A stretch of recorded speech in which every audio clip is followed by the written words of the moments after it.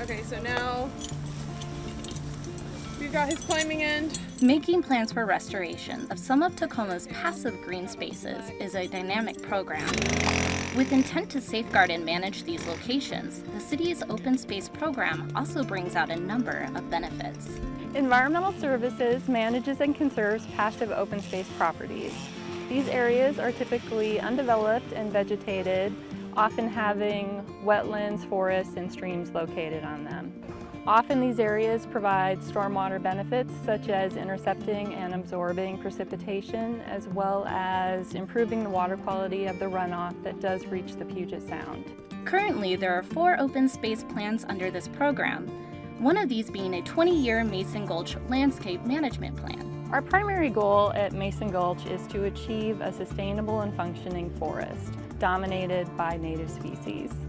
In reaching this larger goal, we are also able to achieve other benefits such as increasing slope stability, protecting infrastructure and public safety, as well as improving wildlife habitat. The management plan divides Mason Gulch into 5 sections. The first section is 1.7 acres and consists of a thin strip of land that borders the top of the gulch and the forested slope below. Crews are going to be rappelling down ropes with their harnesses and equipment, brush cutting down the blackberry bushes that have been previously treated with herbicide. That'll prepare the surface for erosion control blanket installation. Once the first area is complete, work will progress to the next section, but with a different focus. The goal will be to remove old growth in order to eventually achieve an evergreen mixed forest. So the next management work will look very different than it does today. This site has been previously coppiced. A lot of the deciduous maple trees were cut down and they have resprouted very thickly. So the work that's going to occur in the next management unit is going to include a lot of maple tree thinning.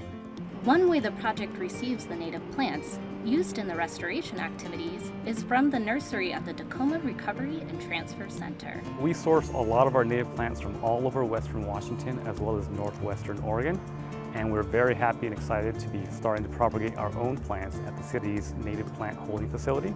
We visit other natural passive open space sites and take live cuttings and then stick them in city tag row and watch them grow. Partnering with the city on improving these natural open spaces is a group that works as the program's primary labor force. So the work that's going to happen here on Mason Gulch is going to be done by our Washington Conservation Corps crews.